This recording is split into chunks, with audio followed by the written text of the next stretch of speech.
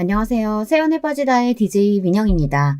오늘도 사연 시작하기 전에 구독과 좋아요 버튼 잊지 마시고요. 그럼 오늘의 사연 함께 시작해 볼게요. 안녕하세요. 저는 나이 70 먹은 할머니입니다.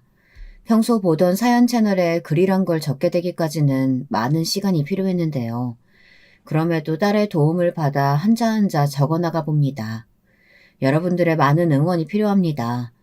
늙은이의 이야기를 끝까지 들어주신다면 정말 감사하겠습니다. 먼저 제가 글을 쓰게 된 건 세상에 있어선 안 될 짐승 같은 놈을 폭로하기 위해서인데요. 이 짐승들은 다름 아닌 저희 딸을 해코지한 산돈댁입니다. 믿기지 않으시겠지만 그런 일이 있었고 저는 이를 너무 늦게 알아채 버렸네요. 제 딸이 사돈에게 당한 일을 이제부터 낱낱이 폭로할 테니 끝까지 들어주세요. 먼저 소중한 제 딸에 대한 이야기를 하자면 우리 둘째 미자는 제가 22살 시어머니에게 심한 시집살이를 당하고 있던 와중 태어난 아이였습니다. 미자는 태어날 때부터 몸이 잘 아픈 아이였는데요. 그래서 그런지 찡얼대기도 하고 우는 것도 잘하는 아이였습니다. 그 시절 저는 미자를 품에 안고 시어머니에게 혼나지 않으려고 애써 계속 달래줘야만 했죠. 제발 울지 마라 하면서요. 저희 시어머니는 저란 존재도 제 배에서 태어난 미자도 굉장히 마뜩찮게 생각하셨습니다. 그래서 조금만 잘못해도 호랑이 같은 언성을 내곤 했습니다. 그 이유는 오롯이 저에게 있었죠. 제가 첫째를 딸, 둘째도 미자, 딸을 낳았기 때문이었습니다. 가문을 이어나가야 할 핏줄을 낳아야 하는데 쓸데없는 기집애만 낳는다고 구박하곤 했습니다. 게다가 시어머니는 양장점을 하셨는데 시아버지가 술을 워낙에 좋아하시는 바람에 홀로 일하는 날이 많았고 가족의 생계를 꾸려나가시는 분이었습니다. 스트레스가 많으셨던 거죠. 그러니 집에 들어와 조금만 살림살이가 흐트러지거나 미자 울음소리가 들려도 버럭 소리를 지르셨어요. 저와 결혼했던 남편이란 사람은 시어머니를 막아줬어야 했음에도 불구하고 시아버지의 기운을 고스란히 물려받아 이런 집안일엔 관여하고 싶지 않다고 했고요. 저는 정말 그런 남편이 많이 미웠습니다.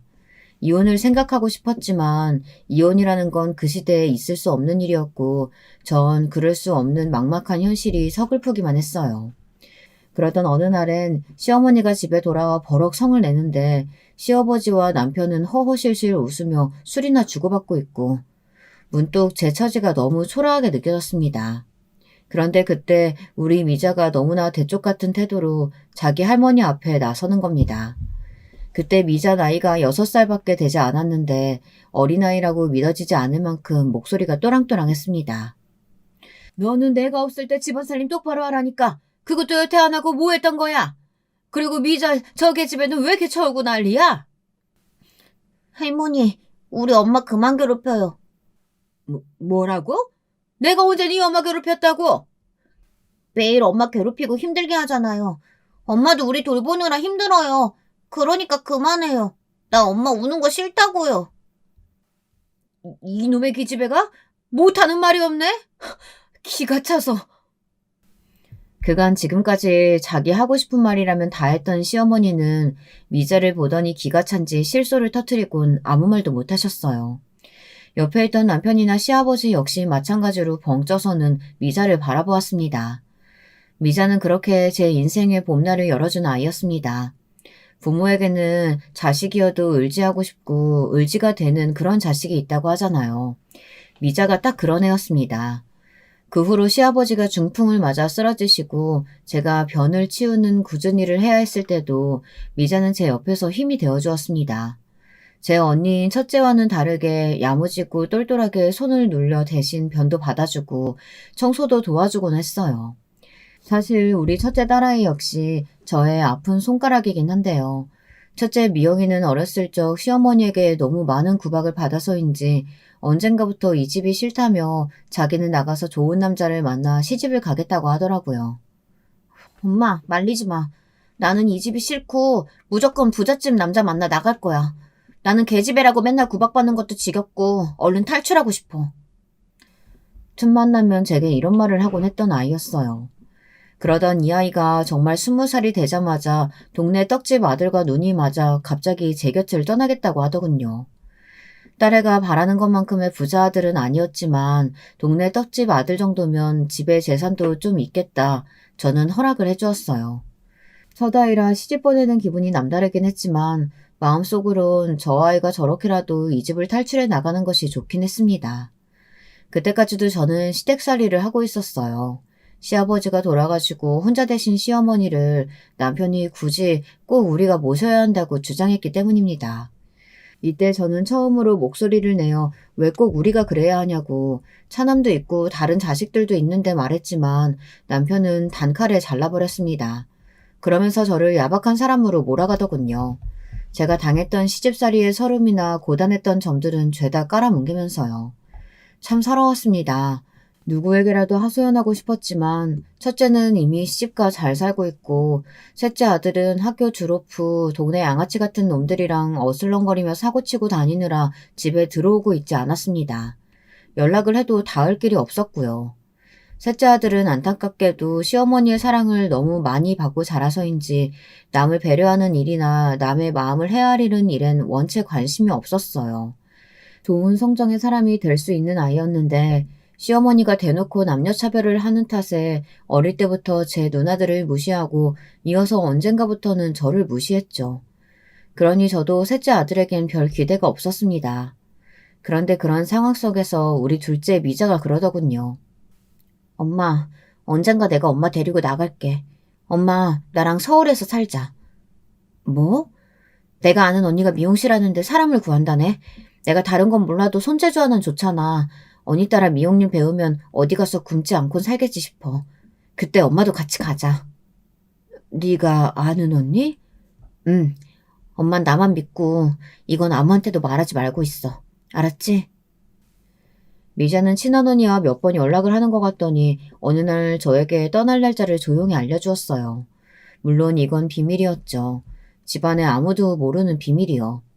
다만 엄마로서 조금 셋째 녀석이 마음에 걸리긴 해서 엄마와 누나가 떠날 거라는 사실을 조용히 일러주었습니다. 사는 게 힘들 땐 찾아오라는 말도 했고요. 하지만 그러던 어느 날 청천벽력 같은 사건이 생기고 말았습니다. 깊은 밤중 미자와 함께 떠나려던 날 어떻게 알았는지 시어머니가 불이 나게 들이닥치신 겁니다. 그날은 시어머니가 동네분의 집에서 주무시고 온다고 하는 날이었기에 편하게 준비하고 떠날 수 있는 날이었는데 시어머니의 등장에 너무 놀라 가방을 떨어뜨렸어요. 시어머니는 저를 보자마자 대뜸 손을 들어 짝소리나게 뺨을 치셨고 그 다음부턴 떨어진 가방으로 저를 후지려 패기 시작했습니다. 미자가 울며 불며 말려봤자 시어머니의 꼬장꼬장한 기세는 당해낼 수가 없었어요. 그리고 그 옆에 아들이 멍한 얼굴로 이 상황을 바라보고 있었어요. 그제야 아들이 제가 그토록 비밀이라고 일렀던 것을 시어머니에게 말했다는 사실을 깨달았습니다. 도대체 아들은 무슨 생각으로 이 일을 말했던 것일까요? 시어머니는 온갖 험한 말로 저를 한 번 더 사지에 몰아넣었습니다.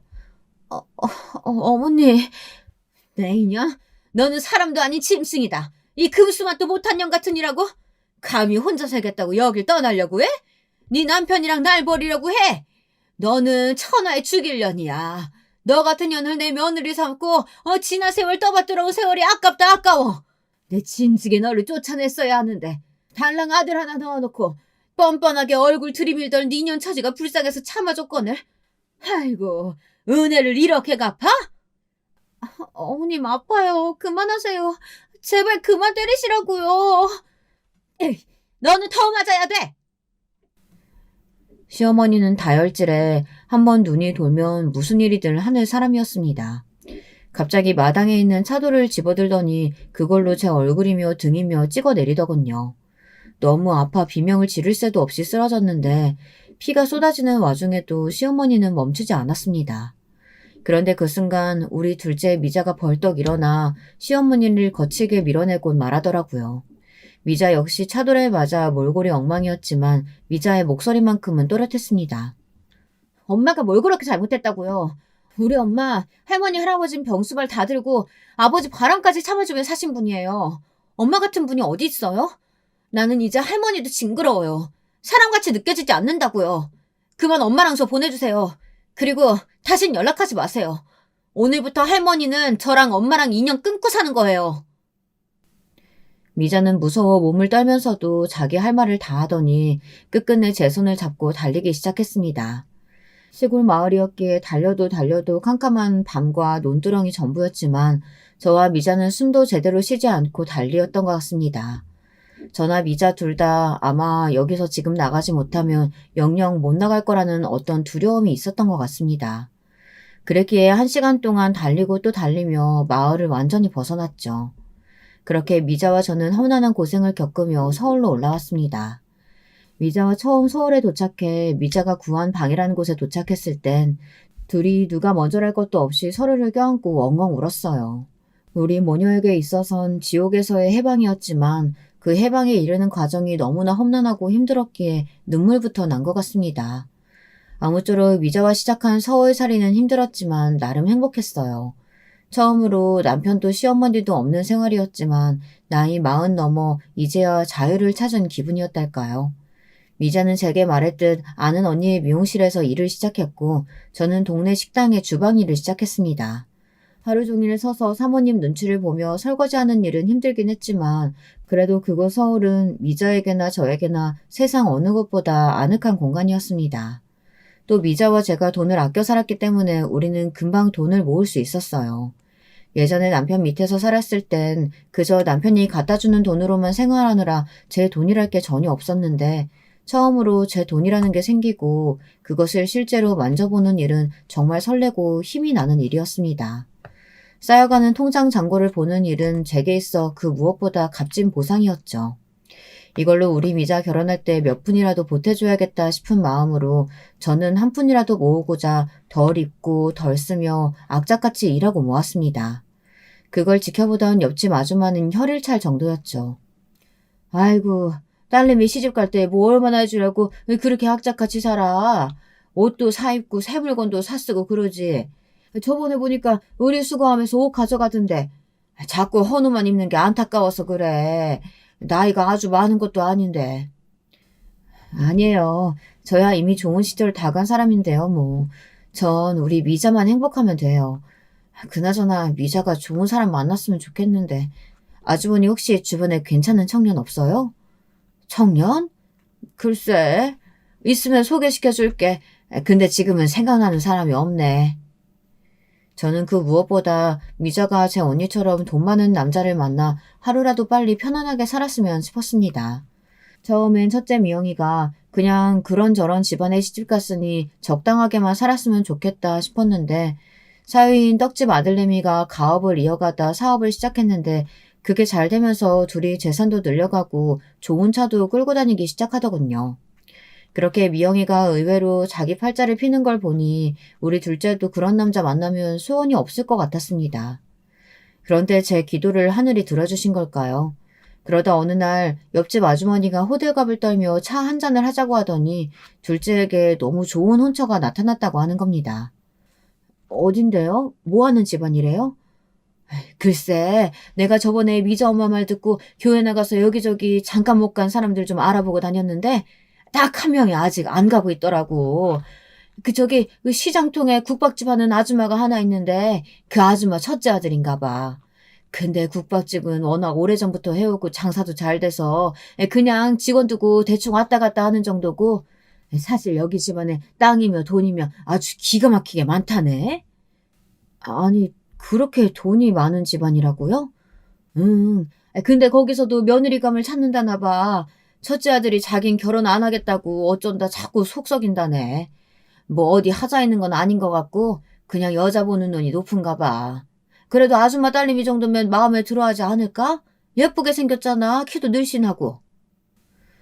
돈이 많은 집안이라는 말이 제 귀에 가장 꽂혔던 말인 것 같습니다. 저는 이것을 둘째에게 전달했고 미자는 조심스레 생각해보겠다고 하더니 며칠 뒤 한번 만나보겠다는 말을 전해왔습니다. 지금 생각하면 저는 이 순간을 가장 후회합니다. 제가 제 손으로 딸을 지옥으로 보낸 것 같아서 말입니다. 미자는 처음 그 남자를 만나보곤 그냥 그저 그렇다 정도만 말을 흐리더니 만나면서 점점 얼굴에 꽃을 피워나갔습니다. 다른 사람은 몰라도 저는 알 수 있었죠. 우리 미자가 사랑에 빠졌다는 것을요. 미자는 그 남자가 준 꽃이며 편지 같은 것들을 집안에 들고 와 정성스레 장식해놓고는 했습니다. 그러면서 제게 조심스레 이 남자가 이런 말을 했다 저런 말을 했다 발그레한 보를 하며 소녀처럼 떠들기도 했어요. 미자, 너 그 남자가 그리 좋으면 결혼하지 그러니? 엄마한테도 한번 보여주고 엄마도 궁금해 네가 좋다는 남자가 어떤 남잔지. 그리고 저는 여기에 안달이 나서 둘의 결혼을 추진하려고 했습니다. 서로 마음에 들겠다, 조건도 좋겠다, 번개불에 콩복도 보내는 감이 있긴 했지만 언제 이런 조건의 남자가 또 나타날까 조바심이 든 거죠. 거기다 늘 일만 끝나면 파김치가 되던 내 딸이 난생 처음 이리 행복해하는 모습을 보니 결혼을 시켜야겠다는 생각이 굳혀졌습니다. 알겠어, 엄마. 내가 일단 그 사람이랑 얘기 나눠볼게. 그런데 이때 미자의 얼굴이 약간 어두웠습니다. 결혼을 원하지 않는데 나의 재촉이 압박으로 여겨지는 것인가 해서 네가 원치 않으면 조금 더 생각해봐도 괜찮다고 했지만 미자는 고개를 저었습니다. 아니야. 나도 이제 결혼해야지. 내가 결혼 안 하고 집에만 붙어있으면 엄마한테도 짐이 될 텐데. 미제는 알겠다며 자기도 남자와 이야기를 해보겠다고 했고 곧이어 며칠 뒤 예비사위가 저희 집에 밥을 먹으러 오게 되었습니다. 처음 만난 예비사위는 아주 싹싹하고 성격도 좋아 보였어요. 어른을 대하는 예의도 있어 보였고 또 자기 가정 하나는 건실하게 꾸려나갈 사람처럼 보였습니다. 저는 그 점이 가장 마음에 들었어요. 거기다 예비사위가 집안의 장남이었는데 형제들도 모두 의사, 검사 등 전문직이더라고요.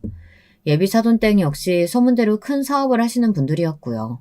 하지만 그 말을 듣고 보니 조금 걱정스러웠던 점은 있었죠. 혹여라도 우리 둘째 아이를 막듯찮게 여길까 봐요. 거기다 당시 저는 남편과 이혼했고 남편은 처음부터 미자 결혼식엔 참석도 안 하겠다 못을 박았습니다. 자기 어머니한테 그러고 나간 게 괘씸하다면서요. 어이없었지만 수긍할 수밖에 없었죠. 싫다는 사람을 식당에 앉혀놓을 수도 없고 말입니다. 아무튼 홀 어머니란 조건까지 붙었으니 제 눈에야 세상에서 가장 자랑스러운 딸이지만 그쪽 집안의 기준에서 어떻게 비춰질지 모르는 일 아니겠어요. 그래서 저는 상견례 날이 다가올수록 긴장이 되었습니다. 엄마, 너무 걱정하지 마. 시부모님 다 좋은 분들이셔. 그건 아는데 그래도 엄마는 걱정되지. 엄마도 시집살이를 겪어봤으니까. 엄마, 오늘 옷 괜찮니? 촌스럽진 않지? 엄마, 오늘 세상에서 제일 예뻐. 대망의 상견례 날, 미자가 옆에서 저를 달래는 말을 해도 마음이 가라앉지 않았어요. 그리고 드디어 사돈 내외를 보게 되었죠. 저는 이날 정말 충격적인 경험을 했습니다. 우선 사돈분들이 어떤 분들인지 무척 궁금했는데 제가 상상한 그 이상이었습니다. 입은 옷이나 말씨들 모두 고풍스럽고 우아함이 넘치는 분들이었어요.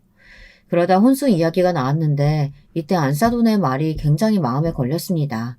마치 저희의 처지를 비우는 말이었거든요. 근데 저희 집에서 집을 해갈 테니 혼수는 여자 쪽에서 준비하는 게 맞을 듯 싶은데 어떻게 생각하세요? 네, 괜찮습니다. 정말 괜찮으세요? 혹시나 여력 안 되시면 말씀하셔도 됩니다. 저희도 사는 수준 다 아는데 부담드리고 싶지 않아서요. 사는 수준이요? 그게 무슨 말인지. 제가 오래전부터 딸아이 결혼자금 명목으로 돈을 모아놨어요. 그리 큰 돈은 아니지만 딸아이에게 들은 액수 정도라면 저희가 해갈 수 있을 것 같은데요. 그래요? 예상 외네요. 네, 뭐 그러시다면 저희도 편한 마음으로 받을게요. 그런데 불쾌한 일은 여기서 끝나지 않았어요. 상견례장에서 코스 요리로 소고기가 나왔는데 안싸돈이 이러더군요. 근데 혹시 이런 거 드셔본 적 많으시죠? 네? 저는 소고기를 별로 안 좋아해서요. 고기 종류 자체를 잘 안 먹는 편이에요. 저희 딸애도 그렇고요. 그래요? 비싸서 못 드셨던 건 아니고요? 네? 아니에요. 농담입니다, 농담. 농담이라기엔 정말 기분이 묘해지는 농담이었죠. 거기다 이상하고 기분 나쁜 일이 한 가지 더 있었습니다. 딸아이의 신우가 될 사람도 함께 자리에 있었는데 저와 사돈댁이 말하는 와중에 계속해서 자리를 비우더라고요. 알고 보니 담배를 피우고 오는 거였습니다. 화장실을 가는 줄로만 알고 있었는데 제 옆을 스치면서 알싸한 담배 향이 풍겨져 나오더라고요. 물론 담배 피는 건 이해할 수 있었지만 상견례라는 중요한 자리에서 계속해서 자리를 비우며 담배를 피러 나갔다 오는 건 조금 실례이지 않나 싶었죠. 그래도 모르는 척하고 있었는데 갑자기 이런 말을 하며 산통을 깨더군요. 근데 우리 오빠한테 시집 왔으니까 새언니도 참 복이 많은 것 같아. 안 그래, 엄마? 내가 어디서 보니까 사람마다 다 사주팔자라는 게 있대. 우리 새언니는 팔자가 진짜 좋은 거지. 오빠 아내 되면 일 안 해도 되고 집에만 있으면 되잖아. 뭐 하는 거야? 그만하다니? 그래, 자중해라. 여기가 무슨 자리인데 그런 교양 없는 말을 하고 있어. 저 사돈, 죄송합니다. 얘가 요즘 말이 거치네요. 제가 바로 잡겠습니다. 아, 네, 괜찮습니다. 이미 제 기분은 상해버렸지만 사돈 어른들이 계속 사과를 하니 넘어갔습니다. 의사라고 들었는데 어떻게 공부도 많이 하고 똑똑한 사람이 이런 무례한 발언을 하나 싶었어요. 솔직히 제 딸도 미용실에서 정말 열심히 일하고 나름대로 손님들의 신뢰도 받으며 살아온 아이인데 왜 저런 말을 들어야 하죠? 딸아이의 상처도 상처지만 너무 화가 나더군요. 나중에 상견례장을 나오면서도 정말 복잡한 기분이 되었습니다. 저기 네 신우란 사람 보통 내기인가 아닌 것 같은데 왜 그런 거니? 엄마 아까 정말 너무 놀랐다. 아니 을사식이나 되는 사람이 저런다니. 원래 좀 성격이 모난 데가 있어. 나도 윤기 씨한테 들은 건데 어렸을 때부터 자기 주장이 강하고 눈치가 없어서 할 말 못할 말을 안 가리고 했대. 그래도 엄마 다행인 건 1년 후에 미국 가서 살 거래. 남편이 미국 사람이라. 지금도 한국이랑 왔다 갔다 한다고 해. 그러니까 그때까지만 참으면 돼. 그러니? 그래도 그렇지. 엄마는 아까 기분 많이 나빴어. 아휴, 상견례장에서도 그러는데 너랑 둘이 있을 땐 얼마나 그러겠어. 원래 시집살이가 제일로 힘들다잖아. 그래도 엄마 나는 씩씩하게 잘해나갈 수 있어. 그러니까 나 믿고 맡겨줘. 내가 시댁 사람들 다 휘어잡을 수 있다니까? 엄마도 알잖아. 우리 집안에서 나만 할머니한테 할 말 못할 말 다 하고 산 거. 덕분에 할머니 구박 엄청 받긴 했지만. 그러니까 너무 걱정하지 마. 모르겠다, 엄마는. 결혼식이 진행되기 전까지는 정말 내 딸을 그런 시누이가 있는 곳에 시집을 보내야 하나 고민이 많이 들었습니다. 저도 시집살이를 당한 입장에서 어쩔 수 없이 그런 생각이 들더라고요. 하지만 나중에 사위가 저를 따로 찾아와 무릎까지 꿇으며 대신 사과를 했습니다. 장모님, 정말 죄송합니다. 제 동생이 너무 큰 실례를 범한 것 같습니다. 제가 잘 단도리 했어야 되는데 미처 그러지 못한 것 같습니다. 기분 상하셨다면 정말 죄송해요. 아니야. 솔직히 나도 감정이 상하긴 했지만 자네가 잘못한 일도 아니지 않나. 이제와 결혼을 물을 수도 없고 일단 사과 받은 걸로 할 테니까 자네가 대신 잘 중재해주게. 우리 딸 고생하지 않게. 내가 부탁할게. 네, 꼭 그럴게요, 장모님. 이날 일단 사위가 저를 안심시키는 말을 믿고 넘어갔습니다. 사위는 딸이 시집살이 하지 않도록 반드시 자신이 중재하겠다고 했고 저도 사위만 믿겠다고 말했습니다. 딸아이가 신혼여행을 갔다 와 이제는 진짜 사위가 된 듬직한 사위와 집에 들러 제게 선물이며 이것저것 주고 갔을 때는 정말 우리 딸이 좋은 곳에 시집 갔구나 하는 생각도 들었고요. 다른 건 몰라도 사위는 제게 정말 잘해줬습니다. 결혼 전 제게 첫 인사를 왔던 날부터 제게 장모님 하며 깍듯하게 굴고 집에 뭐가 부족한 것 같다 싶으면 센스 있게 필요한 물건들을 사오곤 했어요. 항상 제가 좋아하는 귤이며 딸기며 바리바리 싸들고 와서는 건강이나 안부를 챙기곤 했습니다. 세상 더할 나위 없는 이쁜 사이였죠. 아이고, 이렇게 번번이 안 사와도 된다니까 그러네. 손 무겁게 뭐하러 이런 걸 사와. 제가 사오는 게 마음이 편해서요.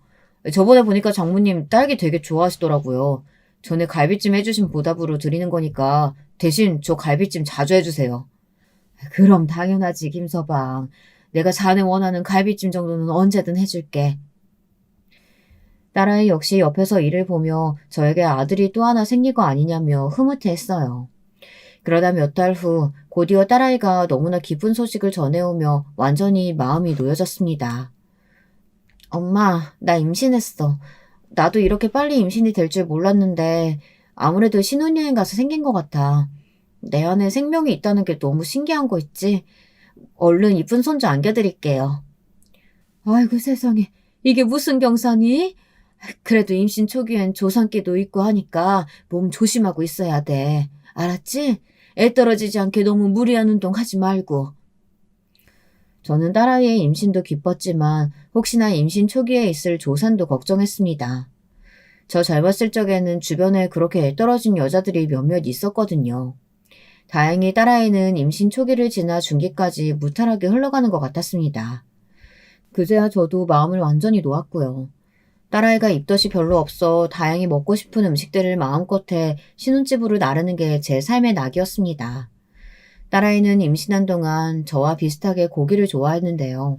그래서 저는 일을 끝내고 돌아오면 꼭 정육점에 들러 딸아이가 좋아하는 제육볶음이나 삼계탕, 갈비찜 하는 것들을 뚝딱뚝딱 만들어내곤 했죠. 엄마, 나 엄마가 해주는 음식들 먹으니까 너무 살 것 같아. 왜? 김서방이 뭐 안 사줘? 아니, 그 사람도 사주지. 근데 엄마 음식이 내 입엔 제일 잘 맞아. 내가 한 음식은 어딘지 모르게 밍밍하고 맛도 없고 엄마 음식 못 썼으면 어쩔 뻔했을까 몰라. 고마워, 엄마. 딸아이는 이러다 살이 잔뜩 쪄 출산 후 어떻게 살을 빼야 할지 모르겠다고 푸념을 늘어놓곤 했어요. 전 딸아이가 먹는 모습을 보며 흐뭇해하곤 했고요. 그게 저의 주말 일과였습니다. 그런데 그러던 어느 날 너무 끔찍한 일을 맞이하게 된 거예요. 제 딸이 임신 중기 유산을 하고 만 것이었습니다. 소식을 들은 건 사위에게서였어요. 사위는 침울한 목소리로 이 소식을 전했고 저는 너무 놀라 병원으로 뛰어갔습니다. 정확한 이야기를 듣기 위해 의사 선생님을 만났는데 선생님은 종종 이런 경우가 있다면서 너무 낙심하지 말라는 말을 전해주시더군요. 하지만 딸은 이미 정신적으로 많이 피폐해져 있었습니다. 태동이 안 들려서 병원에 갔는데 세상에 이런 일이 있을 줄은 몰랐어. 엄마, 나 어딘가 마음이 너무 허해. 일단 대학병원 가서 아이부터 밖으로 빼내야 한대. 안 그러면 산모한테 합병증이 생긴다고. 딸아이는 힘없이 중얼거렸고 그 뒤로도 많이 힘들어했습니다. 아이를 잃은 기분이 어딘지 공허하다며 제 앞에서 눈물을 많이 보이곤 했죠. 다행히 딸은 그 이후 아이를 또 임신했고 이번엔 건강히 출산까지 했습니다. 딸아이가 첫 아이를 출산하고서 엄마 생각이 많이 난다며 너무 고맙고 미안하다는 말을 전하는데 저까지도 감격스러워서 눈물이 났어요. 갓난아이였던 딸이 어느새 어른이 되어 자식까지 낳는 엄마가 되었다니 참 시간 흘러가는 속도가 제 생각보다 빠르다는 걸 느꼈습니다. 딸아이는 남자아이를 출산했는데 시부모님이 남자라서 더 좋아하는 것 같다며 잘해주신다고 했습니다. 저도 그 말에 조금 안심이 들었고요. 제가 딸을 낳아 시집살이를 고되게 했기 때문에 딸만큼은 결코 그런 일로 구박받지 않았으면 했거든요. 하지만 그러면서도 딸에게 이렇게 말했던 것 같습니다. 시부모님이 잘해주신다니까 다행이네. 근데 엄마는 우리 손주가 여자라도 좋아. 엄마 돼야 남녀차별이 있었지. 손주라면 여자든 남자든 다 상관없이 예쁘다. 엄마, 나 안 낳고 보니 딸이고 아들이고 뭐가 중요한가 싶어. 내 자식인데 다 예뻐. 그나저나 엄마가 그런 말도 안 되는 이유로 시집살이 당했던 거 지금 생각해도 화나. 우리가 그때 빠져나오지 않았더라면. 딸아이는 말끝을 흘렸습니다. 그 이후 저는 남편과 이혼 도장을 찍고 연락을 하지 않았고 첫째 딸아이와 막내 아들만 간간히 연락을 하고 있었습니다. 막내 아들은 한 번씩 연락할 때마다 돈 달라는 부탁만 했기 때문에 야속하기도 했고요. 그럼에도 어찌되었건 제가 가장 사랑하는 우리 딸 미자가 행복해하는 모습을 보면 제 시름도 걱정도 사라지는 듯 했습니다. 그러던 어느 날 정말 충격적인 경험을 하고야 말았습니다.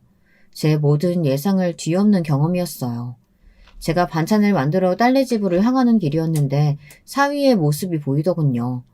기쁜 마음에 사위를 부를까 하다 일단 손을 흔들었는데 저를 보지 못했기에 가까이 다가갔습니다. 그런데 혼자가 아니더군요. 젊은 여자의 목소리가 들렸어요. 오빠, 와이프한테 안 들어가 봐도 돼? 오늘 외박한다고 했어. 오늘 우리 둘이야. 진짜? 왜 웬일이야? 역시 우리 오빠 박력 터진다니까? 너랑 있으려고 그런 거지. 오늘 어디 갈까? 전에 갔던 그 스테이크 집 갈까? 저는 놀란 마음을 추스르고 조금씩 다가가 여자의 얼굴을 확인했습니다.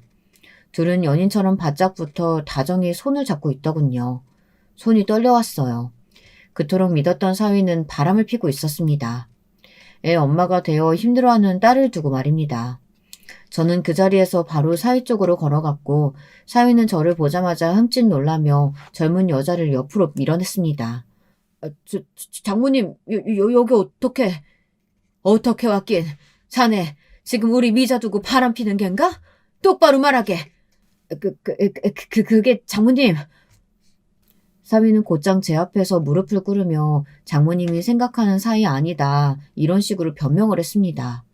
옆에 있던 젊은 여자는 상황을 지켜보다 도망을 가버렸고요. 내가 생각한 사이가 아니면 무릎은 왜 꿇어? 지금 장난하나 자네? 장모님 있잖아요. 제가 사실은 요즘 집사람과 사이가 안 좋았는데 저 여자가 꼬리치는 바람에 그만 넘어간 겁니다. 정말 생각하신 그런 거 아니에요. 머릿속으론 저도 이 상황을 어떻게 해야 할지 혼란스러웠어요.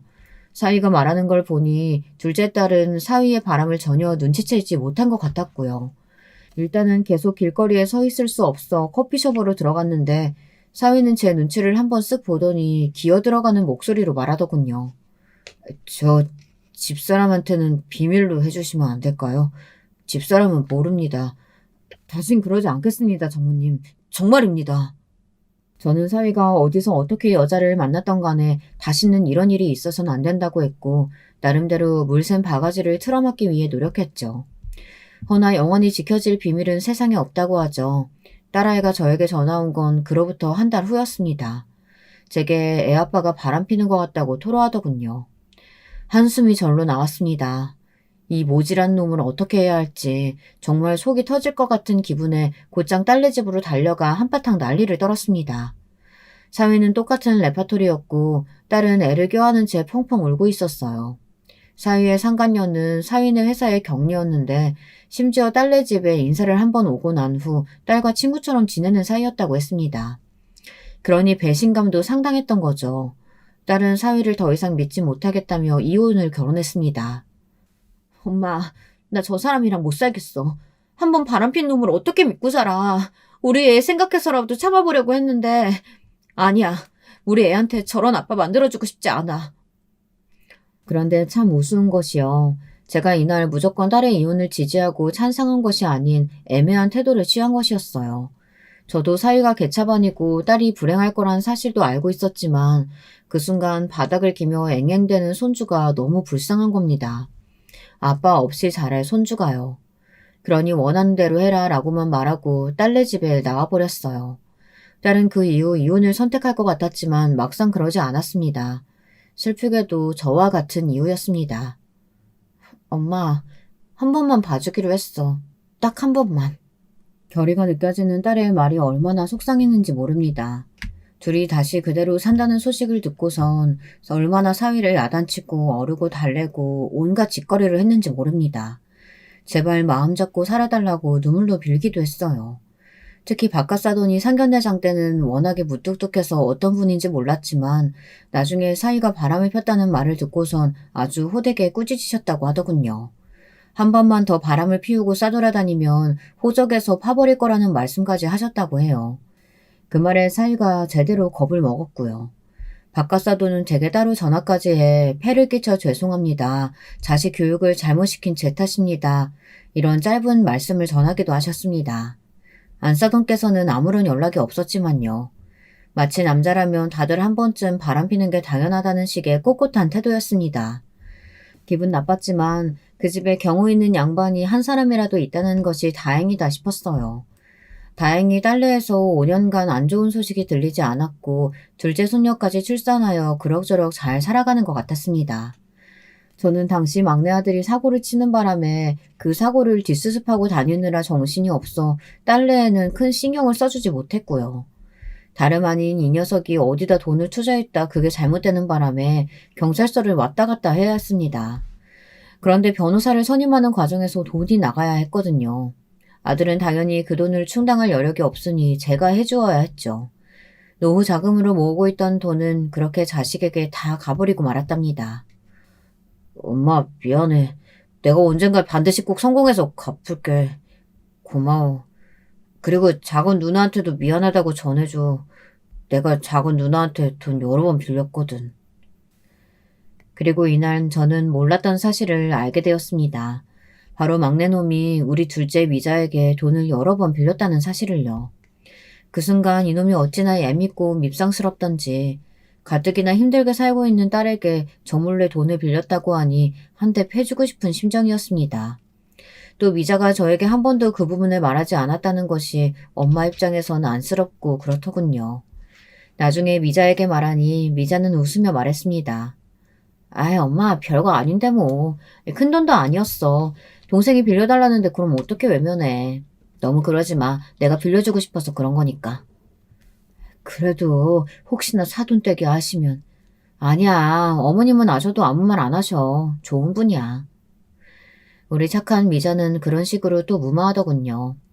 그런데 그러던 어느 날 충격적인 사건이 일어났습니다. 운명처럼 딸아이 신우란 사람과 안싸돈이 나눈 뒷이야기를 듣게 된 겁니다. 사실 그렇게 만나게 된 것도 어찌 보면 기막힌 우연이라 할 수 있는데요. 그날은 제가 백화점에서 청소하는 일을 구해 일을 하게 된 첫날이었어요. 딸 시집 보내는데 모아두었던 돈을 많이 쓴 터라 저도 노후를 위해 청소하는 일을 구해야 했죠. 딸아이는 자신이 노후를 책임지겠다며 그러지 말라 했지만 어디 그럴 수 있나요? 자식에게 민폐 끼치는 노인이 되고 싶진 않았습니다. 나이도 있겠다. 지인의 소개로 어렵게 구한 자리라 나름 열심히 해야겠다는 각오까지 가지고 출근을 했는데요. 백화점 화장실 휴지통을 비우기 위해 들어갔다가 사돈어른을 만난 겁니다. 처음엔 사돈인지 모르고 있었는데 먼저 저한테 아는 척을 하더군요. 어머, 여기서다 만나네요? 그나저나 어떻게 이런 우연이 다 있죠? 그러게요. 근데 옷 보니까 청소부로 취직하신 거예요? 아이고, 그 나이에 청소부 일까지 어떻게 하시려고 하세요? 나이 먹고 이런 일 하시면 관절 다 나가요. 네, 그래도 일하는 게 재미있어서 하고 있어요. 집에서 쉬면 오히려 몸만 더 쑤시더라고요. 참, 우리 안사도는 마음이 이렇게 넓으시다니까. 나중에 저희 집에 가정부 필요할 때 부를게요. 집이 워낙 넓어서 가정부 두고 사는데도 손이 더 필요할 때가 있거든요. 네? 솔직히 청소부로 마주쳤다는 게 조금은 창피했고 저절로 고개가 수그려졌습니다. 누가 봐도 청소부 옷을 입고 있으니 모를 리 없었고요. 그런데 안사돈은 이 틈을 놓치지 않고 저런 말을 하더군요. 아무리 그래도 사돈에게 자기 집 가정부 일을 해달라니 이게 말이 됩니까? 당황했던 나머지 저도 반문을 하고 말았는데요. 그러자 안사돈은 물론 공짜로 해달라는 건 아니고 돈 드릴게요. 라고 말하더라고요. 그러더니 나중에 또 만나자며 제 할 말만 하고 나가버리더군요. 어이가 없어서 몇 분째 벙쪄 서 있었던 것 같습니다. 그러다 다른 청소부와 교대 시간이 되어 옷을 갈아입고 백화점 밖으로 나가려고 했는데요. 잠깐 화장실에 들려 손이라도 씻고 가려고 화장실 안으로 들어갔는데 익숙한 목소리가 들리는 겁니다. 바로 안사돈과 딸아이 신우 목소리였어요. 엄마, 근데 아까 그분 청소부 옷 입고 마주쳤으니까 진짜 쪽팔렸겠다. 그치? 그럼, 아이고, 나도 아는 체 할까 말까 하다 그래도 했다. 청소부 사돈이라니. 왜 하필 그런 사람이 우리 집안하고 엮인 건지. 아휴, 진짜 싫다, 싫어. 오빠가 그런 여자 데려왔으니 어쩔 수 없지 뭐. 솔직히 엄마가 손보러 간 여자들 중에 하나만 골랐어도 집안 넉넉했을 텐데. 그러게 말이다. 누굴 탓하겠니? 아무튼 다신 마주치고 싶지 않더라. 심지어 옷에서 냄새도 나던데. 여기 백화점 청소부들은 옷도 제대로 안 빠나 봐. 내가 민원이라도 넣어야겠어. 직원 관리를 도대체 어떻게 하는 건지. 그러니까 엄마 오늘 내가 가서 백화점 담당자한테 따질게. 저런 사람이 청소부로 일하면 백화점 매상 확 떨어질걸? 걸어다닐 때마다 냄새나서 손님들 불쾌할 거 아니야. 그리고 저기 뭐야 오빠한테 들었는데 새언니 친정에 돈까지 퍼줬다며? 그 집 막내 아들 사고 쳐서? 그래 내가 열받아 혼났다. 진짜 지지리도 없는 집구석이야. 자식 새끼들까지 다 그 모양이니. 처지가 불쌍해 봐준 거다. 순간 모멸감이 확 치솟아 얼굴이 붉어졌고 도저히 그 자리에 있을 수 없어 도망치듯 나와버렸습니다. 머릿속에선 계속해서 그들의 대화 내용이 맴돌았어요. 저를 능욕하는 말들, 제 직업을 가지고 함부로 찌어대던 말들, 그 모든 말들이 상처가 되었습니다. 눈물이 주룩주룩 흐르는데 그 와중에 갈 곳은 없어 근처 서점에 가 몸을 녹이며 하염없이 흘러내리는 눈물을 닦아내렸죠. 그런데 사람의 인생이란 참 묘합니다. 가장 힘들고 마음이 무너져 내리는 상황에서 사위에게 전화가 온 겁니다. 사위는 제 목소리가 안 좋으니 대뜸 무슨 일 있냐고 물었고 저는 고지곳대로 소리치며 말해버렸어요. 사실 그 순간엔 감정을 참을 수가 없었거든요. 사위는 저희 집으로 딸과 함께 찾아와 또 무릎을 꿇고 죄송하다고 하더군요. 저는 이날 사과를 받으면서도 기분이 무덤덤했습니다. 사위가 제게 사과할 일도 아니었고 다름 아닌 제게 용서를 빌어야 할 장본인은 따로 있었으니까요. 하지만 정작 그 장본인들은 제게 어떤 연락도 취하지 않았습니다. 오로지 저 혼자만 감정을 삭혀야 했을 뿐이었죠. 더군다나 안사돈이란 사람은 정말 뻔뻔하더군요. 나중에 딸까지 이 상황을 알고선 이혼을 하겠다 뭐 하겠다 난리를 치며 사태가 커지자 저희 집으로 찾아온 겁니다. 제게 위로금이라며 돈을 전달하더군요. 이 정도면 됐겠죠? 뭐가 됐나요? 아시잖아요. 더 큰 문제 만들지 말죠. 가족끼리. 어이가 없어 따지려고 드니 안사돈은 더 큰 무기를 꺼내들었습니다. 제가 상상치 못했던 부분이었어요. 제가 말실수했고 사돈 기분 언짢게 해드렸다면 죄송합니다. 그런데 사돈, 저도 할 말은 많습니다. 우리 맏며느리가 자기 동생 챙긴답시고 우리 아들 돈을 몇 번이나 가로채 갔어요. 애가 요즘 일하느라 얼굴살이 쏙 빠져서 보고 있으면 안쓰러워 죽겠다니까요? 사돈도 알고 계셨죠? 그건 알고 있긴 했지만 네, 모두 제 아들 돈이에요. 아시다시피 우리 며느리는 집안에서 살림만 하니까요. 마치 안사돈은 그게 대단한 무기라도 되는 듯 제 딸이 집에서 자기 아들 등골 빼먹는 존재라는 듯 말을 이어갔습니다. 제가 친정에 그렇게 돈 퍼나는 거 아니라고 그렇게 말려도 말을 안 듣더라고요. 며느리는 결혼하면 출가 외인인 것을 우리 며느리만 몰라요, 사돈. 큰 액수는 아니었다고 들었습니다. 자그마치 5천만 원이에요. 5천이 누구 동네 개 이름인가요? 그 말에 말문이 턱 막혀버렸습니다. 사실 저야 더 쏘아붙이고 싶었죠. 근데 언제 왔는지 모르게 제 딸이 뒤에 서 있더라고요. 알겠습니다, 사돈. 그 돈 제가 갚아드리죠. 그러니 지금은 나가주세요. 위로금도 필요 없습니다. 갚을 거란 기대도 안 해요. 이런 집구석에 어떻게 5천이 있겠어요. 참, 아직도 전 이날을 잊을 수가 없네요. 그런 말을 하고 나가는 안사돈이라는 작자나 제 딸의 무너진 얼굴이나 저의 처량한 모습, 이 모든 것들이 거실 유리창으로 비춰오는데 가슴이 꽉 막힌 듯 했습니다. 그 뒤로 전 둘째 딸과 오랫동안 연락하지 못했습니다. 제가 걸어도 딸 쪽에서 받지를 않았어요. 그런데 사람 일은 참 묘합니다. 이렇게 무너져 있을 때 뜻하지 않은 좋은 우연을 만나게 되니까요. 어느 날 갑자기 아들에게서 전화가 오더군요. 오랜만에 걸려온 아들의 전화라 반갑기보단 어색하고 얼떨떨했습니다. 그래, 무슨 일이냐? 너 혹시 사고라도 친 게야? 엄마, 사고는 무슨, 반가운 소식 전해주려고 전화했지. 반가운 소식은 무슨, 너 이번에도 전처럼 돈 해달라고 전화한 거 아니지? 엄마 돈 없다. 먹고 죽을래도 없어. 엄마, 무슨 그런 말을 해. 나 철들었어. 이번엔 정말 그런 거 아니고 내가 엄마한테 줄 게 있어서 그래. 엄마 집으로 갈 테니까 나 좋아하는 김치찌개 해줘. 아들은 역시나 아들이었습니다. 갑자기 생뚱맞게 저에게 줄 게 있다고 하더니 전화를 툭 끊어버리더라고요. 무슨 일인가 하여 나갔더니 아들은 정말로 두툼한 돈봉투와 함께 통장 하나를 건넸습니다. 눈이 안 좋아 작은 글씨는 잘 보이지 않았지만 액수는 억이 넘어갔습니다. 이게 어떻게 된 일인지 하여 물었더니 아들은 이번에야말로 투자 사업이 성공했고 큰 돈을 벌여들였다고 하더군요. 안정화되기까진 말을 아끼고 있었고요. 누나에게도 보답하고 싶다면서 누나 몫까지 따로 전달해주고 싶은데 누나가 연락이 안 된다고 하더라고요. 그제야 저도 작은 딸내와 연락이 닿은 게 아주 오래전이라는 게 상기되었습니다. 예전엔 어린 손녀딸도 봐주고 곧잘 놀아주었는데 말이죠.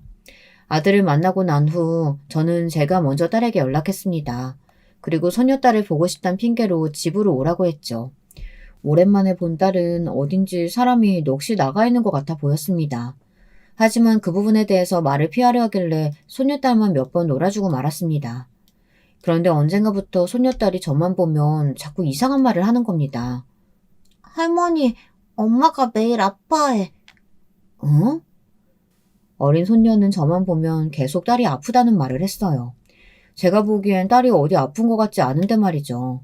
혹시 건강상에 문제가 있나 하여 물어보니 그런 건 결코 없다고 말했습니다.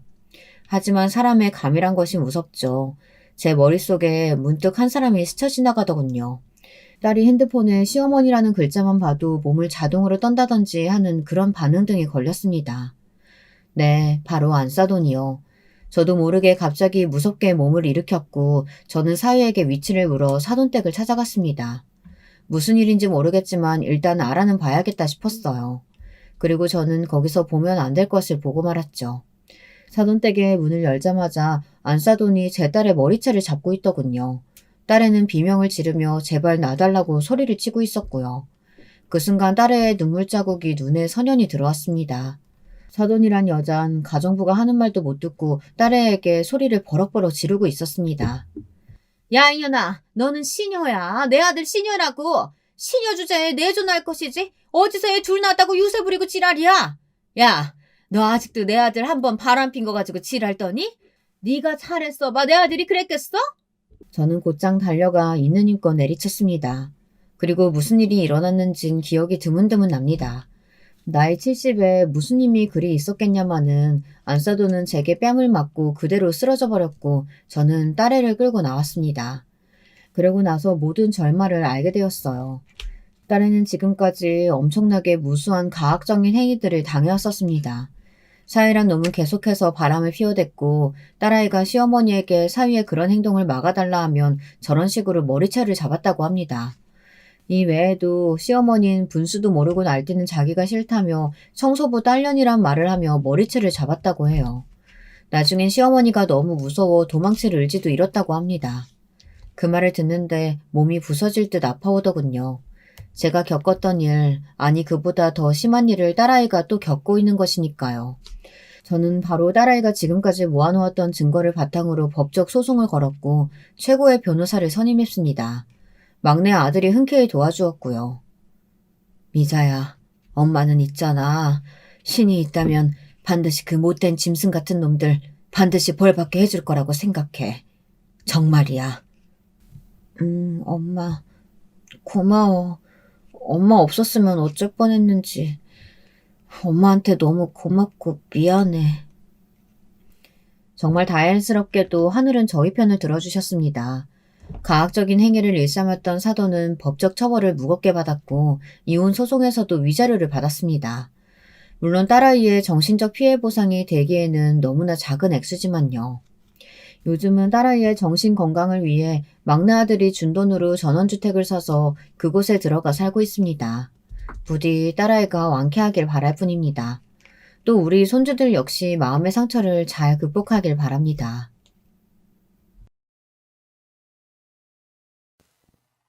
여러분, 두 번째 사연 시작하기 전에 좋아요와 구독 꼭 눌러주실 거죠?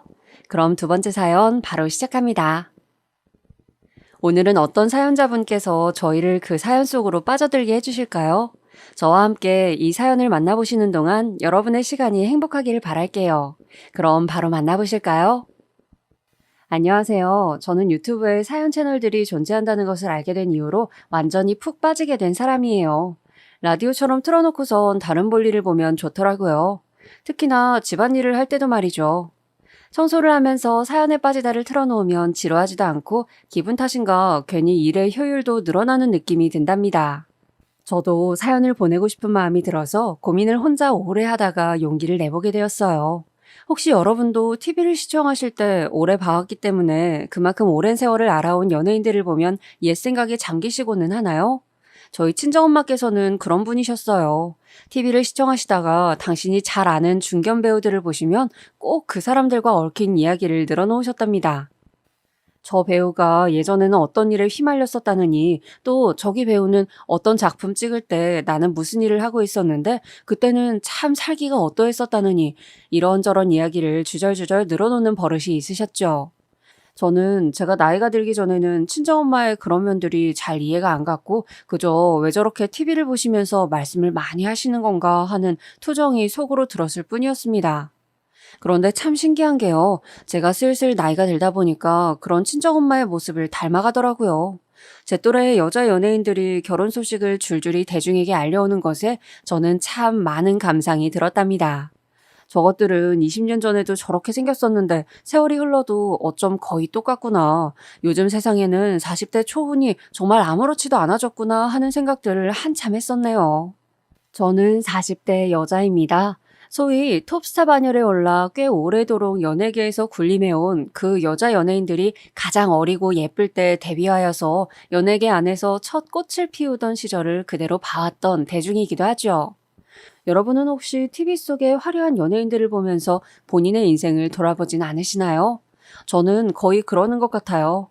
이런 점도 참 친정엄마를 닮았네요. 저는 사실 저의 결혼 이야기를 중점적으로 적어보고 싶어서 문을 두드리게 되었어요. 지금까지 살면서 저는 여러 지인들을 곁에 두었지만 진짜 백이 저의 속마음을 털어놓을 수 있는 깊은 관계의 친구들은 만들지 못하였습니다. 또한 저의 못나고 구질구질한 면모를 내보이기 싫었기에 그런 것들을 감추면서 살았던 것도 있네요. 그렇기에 저의 이야기를 자세히 아는 사람이란 전무하다고 할 수 있는데 지금 사연에 빠지다를 통해서 꺼내 보이는 거예요. 제가 기억하는 저의 어린 시절 집안은 참 가난하였습니다.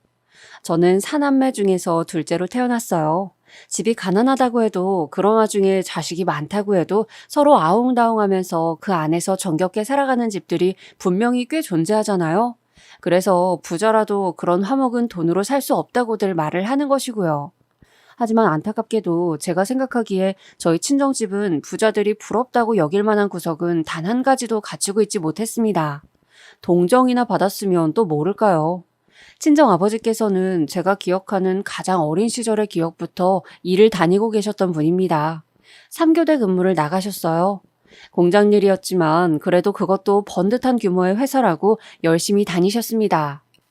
3교대가 어떤 건지는 다들 아시죠? 저희 친정아버지께서는 어느 날은 아침 7시에 출근해서 한낮에 귀가하셨고 어느 날은 점심 드시고 출근을 하셨으며 또 어느 날 밤은 10시에 출근을 하셨습니다. 친정엄마께서 이 3교대를 두고 저한테 말씀하시기를 봄, 여름, 가을, 겨울 할 것 없이 밤 10시면 세상이 무조건 깜깜해. 그런 때에 집을 나서서 일을 가야 한다는 게 그게 얼마나 서럽고 눈물 나는 일이었니. 이렇게 표현을 해주셨어요. 저는 친정엄마의 그 서럽다는 표현이 제 가슴 속에 날아와 박혔답니다. 두고두고 곱씹을수록 저를 서글프게 만들었죠. 추운 겨울이면 이불 밖으로 조금도 몸을 빼기 싫은 밤이었는데 그 새카만 어둠 속으로 추위와 맞서며 출근하셔야 했던 분이 바로 친정아버지셨던 거예요. 이렇게 사는 모습을 요즘의 어리고 젊은 세대가 바라본다면 어떻게 반응을 해올지 저는 예상할 수 있습니다. 그러길래 왜 애는 넷이나 낳아서 그렇게 사느냐, 자식 4명을 전부 다 풍족하게 키워줄 수 있는 형편도 안 되면서 그런 집에 태어나고 싶은 아이는 없었을 거다, 이런 식으로 보겠죠. 인터넷에 그 어느 사이트를 가보아도 또 유튜브만 보아도 요즘 세대의 정서를 알 수 있으니까요. 그런데 저는 그 시절과 지금이 결코 같지 않다는 의견을 내놓고 싶네요. 가난과 무지가 혐오스럽게 비춰지는 현 세대에게 그 시절에 대한 이해를 구하고 싶진 않고요. 다만 비난은 안 해주었으면 좋겠어요. 요즘 10대, 20대들은 아주 어렸을 때부터 스마트폰이며 각종 인터넷 사이트를 통해 세상 돌아가는 걸 너무 빨리 알고 배우는 데다가 무척 약삭 빠릅니다. 초등학생 그 어린아이들끼리 자기들끼리 급을 나눈다는 이야기 혹시 접해보셨나요? 누구는 고급 브랜드 아파트 살고 누구는 낡은 주공 아파트 살고 또 누구는 빨간 벽돌집 9억 빌라에 월세 들어서 살고 이런 걸 아이들이 따지는 현황을 보면 기함하게 됩니다. 이런 판국이니 가난한데 애까지 많은 집은 요즘에는 남들로부터 손가락질을 받죠. 그래서 결혼하는 사람들도 줄어들고 출산율도 곤두박질 치나 봅니다. 내 한 몸 건사해서 즐겁게 사는 것이 낫지 결혼을 해서 TV 속의 육아 예능 프로그램에 나오는 연예인 자식들만큼 내 자식한테 해줄 자신도 없는데 애까지 낳고 싶진 않으니까요. 오죽하면 출산율을 떨어뜨린 주범이 연예인들이 자기 자식을 키우는 모습을 보여주는 육아 예능 프로그램이라는 얘기까지 있을까요?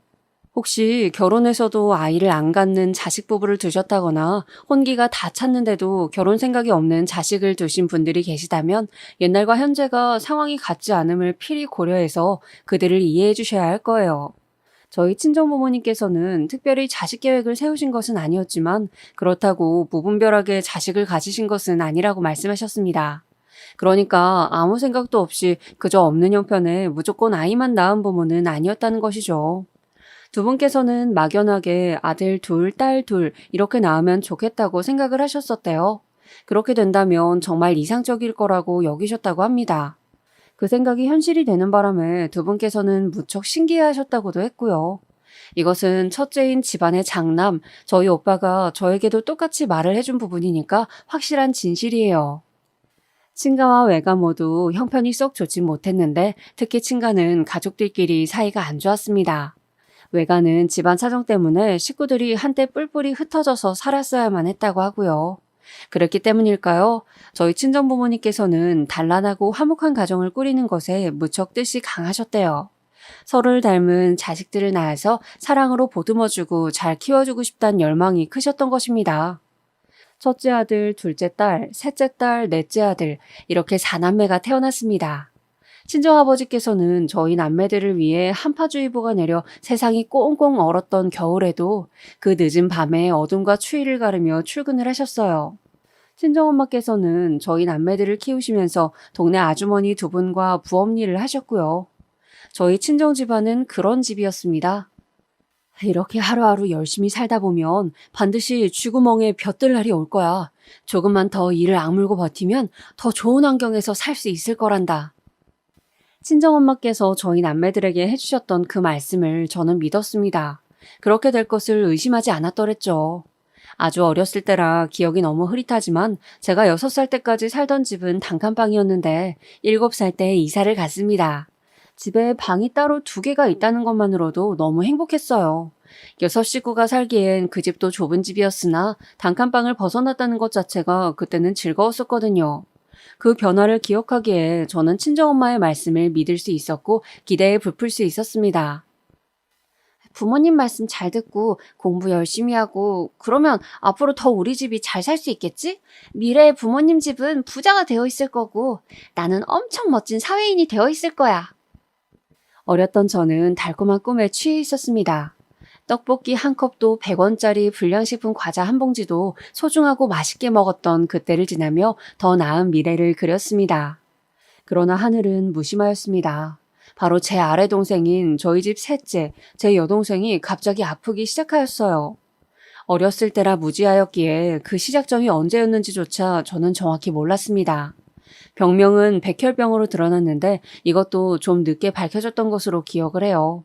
늦게 알아냈던 것이 화근이 되었는지 아닌지까지는 모르겠습니다. 여동생 이야기를 먼저 꺼내고 싶지 않아서 저는 계속 피해왔고 집안에서 워낙 금기처럼 여겨지는 이야기였기에 세월이 흘러서도 그때의 정확한 상황을 알지 못했습니다. 그때 여동생은 백혈병으로 드러나서 투병 생활을 하셨고 친정엄마께서 그 곁에 붙어서 매달리셨습니다. 친정아버지께서 벌어오셨던 돈은 족족 모두 병원비로 나갔고요. 3교대를 하시던 친정아버지의 일정이 너무 헷갈려서 제가 밥을 안 차려도 되는 때에 차리기도 했었고 일을 나가시는 줄도 모르고 아무것도 안 했는데 친정아버지께서 출근 준비를 하시길래 깜짝 놀라서 아연실색을 했던 적도 있었습니다. 지금 돌아보면 우습고도 가슴 아픈 추억이네요. 어린 집안의 막내, 남동생을 오롯이 챙겨야 하는 것도 저의 몫이었죠. 저는 그저 친정엄마께서 여동생의 손을 잡고 집으로 돌아오시기만을 기다리면서 묵묵히 감내했던 것 같습니다. 그때는 어렸을 때라서 간과하였지만 장남인 오빠도 그 당시엔 심경이 무척 복잡했던 것 같아요. 되게 울적해했고 힘들어했던 것 같네요. 오매불망 저희 식구들이 기다렸던 여동생은 그 언제인가 퇴원을 했었습니다. 그러나 얼마 안 있어서 다시 입원을 했고 그 후로는 다시 퇴원을 하지 못한 채로 끝끝내 하늘의 별이 되었습니다. 불쌍한 우리 딸. 이렇게 없이 살고 배운 것도 없는 집안에 셋째로 태어나지만 않았어도 분명히 더 오래 살았을 것을, 더 행복하게 살다가 떠났을 것을, 왜 내 자식으로 태어나서 이렇게 불쌍하게 떠났어야만 했냐. 내가 미안하다. 친정아버지께서 죄 피부가 거칠어진 얼굴을 손으로 쓸어내리시며 눈물도 계속 닦아내셨던 그 모습이 저에게는 인상 깊게 남아 있습니다. 그 순간의 모습이 너무 슬퍼서 가슴이 옥죄어 왔던 것 같아요. 그때는 스마트폰이랄 게 어디 있나요? 만화 영화가 시청률이 40%가 넘게 나오기도 했던 시절입니다. 기껏해야 TV로 공감대를 형성했던 시절이었어요. 그러니까 저는 저희 집안의 가난이 어느 정도의 수준인지, 남들과 비교했을 때 얼만큼 떨어지는지 이런 것을 아예 몰랐고 관심조차 없었습니다. 가난해서 짜증나고 서럽기는 하지만 남들도 이 정도로 사는 사람들이 많을 거라고 막연하게 생각했었으니까요. 하지만 여동생의 죽음으로 처음 그런 것들을 인지하게 되었어요. 여동생이 떠나고 나서 남겨진 병원비로 지게 된 빚 때문이었죠. 생명 하나를 잃었는데 빚은 남겨졌다? 이 사실이 어렸던 저에게 미칠 듯한 충격으로 다가왔습니다. 갑자기 세상이 다르게 보이기 시작했어요. 제가 그 정도였으니 저보다 머리가 굵었던 오빠는 어떻겠나요? 아주 착잡했겠죠. 집안 분위기는 점차 개판이 났습니다. 친정아버지께서는 언제부터인가 술을 드시기 시작하였고요. 친정엄마께서도 많이 변하셨습니다. 그땐 몰랐지만 지금 생각하면 친정엄마께서는 우울증을 앓으셨던 것 같아요.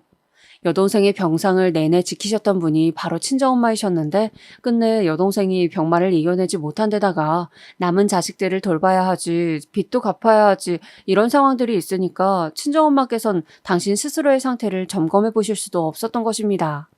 그때는 우울증이라는 개념 자체가 희소했었어요. 정신과라든지 상담 치료라든지 그런 게 어디 있나요? 정신질환 관련해서는 정신병원밖에 사람들이 몰랐던 시절입니다. 오죽하면 치매라는 개념조차 널리 알려지지 않아서 그저 나이 많으신 노인분들이 이상행동을 하면 노망 들었다고 표현을 했었을까요? 그랬으니 아무도 친정엄마의 병 들어가는 마음을 알아주지 못했던 거예요. 기쁠 일 하나 없는 집구석에서 웃을 일도 없으니 왠지 식구들끼리도 서먹해지는 느낌이었습니다. 여동생이 떠나고 나서 1년이 지났을 때 저는 그래도 제가 딸이랍시고 친정엄마께 힘이 되어드려야겠다는 결심을 하게 되었어요.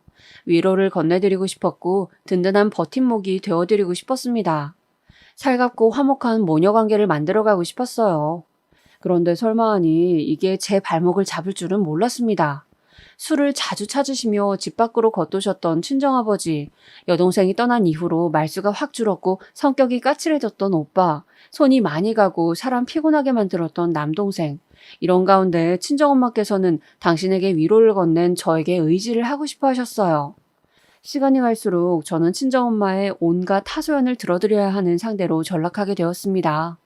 제가 어느 날은 너무 숨이 막혀서 그만 듣고 싶다, 나 피곤하다 이런 식으로 나왔는데 그럴 때면 친정엄마께서는 거의 졸도하시려고 하였습니다. 네가 어떻게 나한테 이러니? 네가 그렇게 나오면 엄마는 너무 서운해. 엄마는 너한테밖에 이런 얘기 할 데가 없는데 네가 내 마음을 못 알아주면 난 어쩌라는 거야. 친정엄마께서 그러실 때마다 저는 아주 지긋지긋해서 미쳐버릴 것만 같았어요. 그런데 가슴 한구석에서는 우리 엄마 참 안 됐다, 불쌍하다 이런 생각이 들어서 모질게 굴 수가 없었습니다.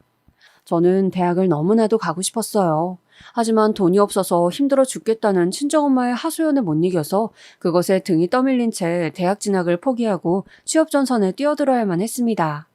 같이 고등학교에 다닌 친구들이 대학 생활을 즐기는 동안 저는 돈을 벌기 시작했지요. 생활이 달라지니까 사이도 멀어지더라고요. 이때 친정오빠는 군입대를 하였고 저의 어깨는 더더욱 무거워졌습니다. 친정아버지와 제가 버는 돈으로 저희 집이 생활을 하고 돈을 모았죠. 그런데 어느 날 문득 친정 부모님께서 남동생은 꼭 대학을 보내야 한다고 하셨는데 그 말씀이 너무 당연해서 이해가 가는 한편 제 가슴 한구석에는 응어리가 졌습니다. 그럼 저는 대학에 안 가도 되었던 자식이었나요? 그 물음이 턱끝까지 차올랐었어요. 하지만 철없이 굴기에는 집안 상황이 여유롭지 않다는 것을 누구보다 잘 알고 있었기에 속으로만 삭혀야 했습니다. 결국 남동생이 대학 가는 것을 제가 뒷바라지를 다 해줬네요. 속상했지만 남동생이 잘 돼야 결과적으로 집안에 좋은 일이라는 생각으로 서러움을 꾹 눌렀습니다. 여동생이 떠난 이후로 내내 눌러 참고 살아온 저였지만 그랬던 저를 조금 변화시킨 계기가 있었습니다. 그건 바로 저희 오빠가 사귀던 여자친구랑 결혼하고 싶은 마음이 있다고 집에 알려왔을 때였어요. 친정 부모님께서는 아직은 결혼하기 이르지 않냐고 오빠를 나무라시면서도 우리 장남을 장가 보내려면 돈이 더 필요하겠는데? 이런 계산부터 바로 하시고 저에게 손을 벌리셨습니다. 와, 그때 기분이 정말 뭐라고 설명할 수 없게 비참했어요. 제가 마치 집에다가 돈이나 벌어 갖다 바치는 기계에다가 친정엄마의 하소연을 들어주는 공짜 상담사라도 된 기분이었죠. 그래서 저는 20대 때 오빠랑 사이가 좋지 못하였습니다. 오빠는 우리가 남이냐, 가족끼리 이것저것 재지 말아라 라고 하셨고, 저는 내 일방적인 희생으로 굴러가는 집안 꼴이 짜증난다며 맞섰습니다. 그 여자친구랑 크게 다투는 바람에 오빠는 결국 그때 결혼을 하진 않았었지만 저에게는 어떤 교훈 한 가지를 남겨주었고, 그래서 저는 홧김에 결혼하고 싶다는 욕망을 품게 되었습니다. 그런 와중에 제가 만났던 남자가 있었어요. 어떤 사람이었냐 하면 제가 듣고 싶어하는 말을 잘 해주는 남자였습니다. 네가 정말 힘들었겠다. 고생 많았네. 이렇게 말을 해주는 것을 듣고 제가 그 남자한테 빠져서 넘어가 버렸어요. 그까진 위로해도 제가 정신을 못 차릴 때였던 것이죠. 그 남자는 저처럼 고졸에다가 직업도 그저 그랬고 인물도 솔직히 보통 이하였습니다. 하지만 저한테 다정다감했으며 무엇보다 저의 이야기를 잘 들어주었기에 너무 좋았어요. 그래서 결혼하고 싶은 마음에 친정 식구들에게 그 남자를 다 소개시켜주기까지 했습니다. 제가 그 남자 집에 가서 마치 이미 며느리라도 된 것처럼 같이 식사 준비도 하고 둘러앉아서 밥도 먹고 그쪽 부모님의 생신도 챙겨드렸었죠. 저희 친정 부모님께서는 변변찮아도 너무 변변찮다며 그 남자를 결혼 상대로 탐탁지 않아 하셨고 저는 콩깍지가 씌어서 전혀 듣지 않았었고요. 결혼을 강행하였는데 결론적으로는 파혼을 하고 말았습니다. 그 남자가 바람을 피웠는데 저한테 현장을 들켰거든요. 제가 너무 큰 충격을 받아서 식음을 전폐하고 있을 때 그 남자가 저에게 찾아와서 늘어놓았던 자기 변호가 잊혀지지 않습니다. 막상 너랑 결혼하려니까 너무 심란해서 그랬어. 너보다 잘난 여자를 만나고 싶었거든. 대학도 나오고 집안도 더 유복한 여자 만나서 멋지게 살고 싶은 욕심에 그런 실수를 저질렀다. 상처 줘서 미안해. 그런 뻔뻔한 변명이 또 있을까요? 지금 생각하면 완전히 정신이 이상한 놈이었어요. 저한테 바람 현장을 걸린 게 얼마나 다행이었는지. 하지만 당시에는 그런 식으로 파혼을 맞았다는 게 미친 듯이 힘들었을 따름이었죠. 연애 기간 약 2년, 그 기간 동안 들인 제 모든 수고와 돈도 날아간 셈이었습니다. 그 후로 저는 남자에 대한 기대치를 완전히 내려놓았어요. 대신 저를 배신했던 그 남자가 했던 말처럼 나보다 나은 상대와 결혼하고 싶다는 희망사항을 품게 되었습니다. 불같은 운명적인 사랑을 할 게 아니라면 그냥 조건이 더 좋은 남자랑 결혼을 하는 게 최고일 것 같더라고요. 제가 객관적으로 잘난 여자가 아니었기 때문에 저보다 훨씬 더 높은 급의 남자를 만나는 것은 아주 힘든 일이었고 절충안을 찾아서 저는 결혼을 하게 되었습니다. 제가 결혼한 남자는 우선 4년제 대학을 나왔으며 인물도 제법 괜찮았죠. 착하거나 부드러운 성격과는 거리가 멀었으나 자기 신념 확고해 보이는 모습이 마음에 들었습니다. 남편은 제가 생활력이 강하고 수더분해 보인다면서 결혼 상대로는 최고라고 생각을 했다더군요. 저희 두 사람끼리는 이해관계가 맞아떨어졌는데 문제는 시댁에 있었습니다. 왜냐하면 시댁에서는 처음부터 저를 마음에 안 들어 했기 때문이죠. 남편이 장남이라는 것도 큰 몫을 했다고 생각해요. 남편은 3남매 중에 맞이인데 자기 밑으로 여동생과 늦둥이인 남동생이 있었습니다. 다닌다는 직장 얘기 듣고서는 그래도 그 정도면 어디 가서 부끄럽지 않겠다고 생각을 했었는데 고졸? 최종 학력이 고등학교 졸업인 건 꽤나 큰 하자인 것 같아서 기분이 좀 그렇네요. 인사드리러 갔었던 첫 만남에서 시어머니께서는 저에게 그런 식의 말씀을 하셨었죠. 저는 고졸이라는 저의 최종 학력이 결코 만족스럽지 못하였으나 남한테 부끄럽다는 생각을 가지고 살아오진 않은 바였습니다. 집안 상황상 그때는 제가 대학에 가기 어려울 때였고 저는 사회 경쟁력을 열심히 쌓아오면서 제가 이뤄낸 것들에 대한 보람과 자부심이 조금은 있었거든요. 직장에서도 제가 고졸이랍시고 불합리한 대우를 딱히 받은 것도 없었고요. 그랬기에 시어머니의 반응은 저로선 너무 의외였으며 당황스러웠습니다. 우리 아들은 멀쩡한 대학 나왔고 우리 딸은 곧 박사 학위 딸 사람인데 아이고 차이가 나도 너무 나서 민망해 죽겠네. 우리 집에 고졸이 며느리로 들어온다니 본인이 적응이나 잘할 수 있겠어요? 그때 당시에는 시어머니께서 저를 대놓고 비우신다는 생각까지 못하고 그냥 저를 떠보시는 거라고만 여겼었어요. 그러니까 눈치 없이 해맑게 웃으면서 대답을 해드렸었겠죠. 네, 그럼요. 당연하죠. 앞으로 잘 부탁드려요, 어머님. 제가 어머님께 예쁨 받을 수 있도록 열심히 노력할게요. 아니, 고졸은 고졸 집안으로 시집 가는 게 마음이 편하지 않겠나 싶어서 나는 말을 던져본 것인데. 아니에요, 어머님. 저 마음 하나도 안 불편해요. 어머님의 며느리가 되어서도 마음 편하게 잘 지내겠습니다. 저의 반응을 보면서 아마 시어머니께서는 뭐 이런 게 다 있나 싶으셨을 것 같네요. 그때 그 순간으로 시간을 돌릴 수만 있다면 저는 시어머니의 모욕적인 언사 앞에서 다른 반응을 할 것 같지만 지난 걸 되돌릴 수는 없는 노릇이었죠. 남편한테는 좀 욱하는 성격이 있었는데 그게 저랑 결혼 진행을 하면서 이상한 쪽으로 발휘가 되었어요. 시댁 식구들한테 남편이 어느 날 욱해서 이런 식으로 말을 하고 만 거예요. 내가 하기로 결정한 결혼인데 왜 토를 달고 여기에다 태클을 거는 거야? 내가 한다잖아. 내가 하고 싶다잖아. 이 결혼을. 그 바람에 어영부영 결혼을 하게 되었으니 어이가 없는 전말을 품은 결혼이었죠. 그래서 저는 지인들한테 조건이 제가 확 기우는 결혼을 어떻게 그렇게나 빨리 시댁 쪽에 승낙을 받고 진행할 수 있었는지 진상을 밝히지 않았답니다. 시댁에서 저를 낮잡아 본다는 것도 남편의 욱하는 다혈질 때문에 결혼이 결정되어 버렸다는 것도 남한테 말하기는 꺼려지는 진실이었으니까요. 제가 결혼한 걸 두고 저를 아는 사람들은 땡 잡았다, 정말 잘 되었다면서 축하를 해주었지만 그 실상은 그러지 못하였습니다. 제가 잡은 땡이 좋은 땡이 아니라 나쁜 땡이었거든요. 진실된 사랑을 쫓아 결혼하지 않고 조건을 앞세웠던 것이 저의 잘못이었을까요? 결혼 생활은 별로 행복하지 못하였습니다.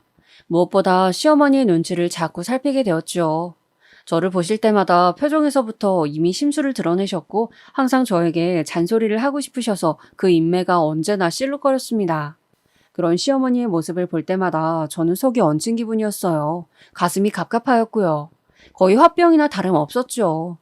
제가 남편보다 못한 직장에 다니고 있었지만 엄연히 직장인이었는데 시어머니께서는 그걸 인정을 안 해주셨습니다. 고졸이 다니는 직장에서 하는 일이 다 보잘것없지 뭐. 대단한 일이라도 할 것도 아닌데 그까진 일 좀 다닌다고 바쁘다 피곤하다 핑계대기는. 그런 싸가지 없는 태도는 어디서 배웠는지. 아니지. 그런 것조차 배울 데가 없어서 아예 배우지를 못했겠구나. 그냥 천성 자체가 그런 것이야. 저를 하도 부려먹으려고 그러셔서 제가 직장인이라는 방패를 내세웠더니 그마저도 탐탁지 않게 여기셨죠. 그때 남편의 여동생, 그러니까 저의 시누이가 박사 학위를 따내는 바람에 제가 경멸당하는 분위기가 제대로 조성이 되어버렸습니다. 시어머니께서는 막말을 숨쉬듯이 너무나도 아무렇지 않게 자연스럽게 뱉으셨어요. 우리 딸이 그렇게나 공부를 열심히 해서 박사까지 되는 동안 누구네 딸은 고졸에 머물렀는데 한 집에서 조우를 하게 되다니 이 무슨 불공평한 상황인가 모르겠네. 이래서 노력 하나 없이 그저 시집만 잘 가면 되는 줄 아는 한심한 여자들이 우리 딸처럼 멋지게 사는 여자들을 먹칠하는 거라니까. 시어머니의 논리는 이러하였습니다. 시누이는 대학을 나온 것은 물론이고 박사학위까지 딴 대단한 여자인데 저는 고졸밖에 안 되는 주제에 결혼으로 엮어서 둘이 한 집안 식구가 되었으니 격이 안 맞다는 것이었어요. 제가 집안의 흠이라고 보셨죠. 저 스스로 부족함을 알고 시댁에 헌신적으로 봉사하라는 뜻을 넌지시 내비치기도 하셨습니다. 매번 가만히 들어드리면서 어색하게 웃음만 짓고 있었더니 점점 저를 더 우습게 여기시더라고요. 하지만 제가 참았던 것은 시어머니, 시댁 식구들을 위해서가 아니었습니다. 참고 사는 것이 제 인생에서 습관이 되어 있었기 때문이에요. 친정엄마께서는 제가 원래 생각했던 결혼 생활이 아니라서 힘들다고 말씀을 드렸을 때 마치 기다렸다는 듯이 당신의 힘든 이야기를 되려 꺼내셨던 분이었죠. 너는 엄마가 네 아버지랑 이날 이때까지 행복하게만 살아온 것 같니? 네 눈에는 그렇게 보여? 아니야, 절대로 아니야. 엄마는 그냥 이 악물면서 참아온 세월이 훨씬 길었고 네가 지금 결혼해서 힘들다고 하는 건 장난 같은 투정 수준이란다. 친정엄마께서 저의 고민을 아무것도 아닌 것으로 치부하시는 순간 왠지 자포자기가 되었습니다. 저는 제가 희생하는 역할에 놓이는 것에 익숙하기도 하였고 막말로 이혼이라도 해서 이혼녀가 되면 어쩔 거냐는 가정에 부딪힐 때마다 겁이 났었어요. 이혼해도 뾰족한 수가 없다는 생각을 하면서 그냥 인내하였습니다. 하지만 저도 사람인지라 시어머니께서 저를 우습고 하찮게 여기시는 것에 늘 아무렇지 않을 수는 없었죠. 하루는 시어머니께서 저한테 이러시더군요. 우리 딸이 얼마나 잘났는지 알고 나서 너는 아무렇지도 않디? 같은 여자인데 어쩜 이렇게 다를까? 분명히 여자라는 핑계를 대고 안 해온 일들이 많았겠지. 사람이 이렇게나 발전이 떨어져서야. 그때 마늘을 까고 있었는데 하마터면 순간적으로 열이 받아서 깐 마늘 바가지를 시어머니의 면상에 엎을 뻔하였습니다. 여자라는 핑계? 정말 어이가 없었네요. 저도 누가 공부를 더 시켜주었다면 당연히 했었겠죠.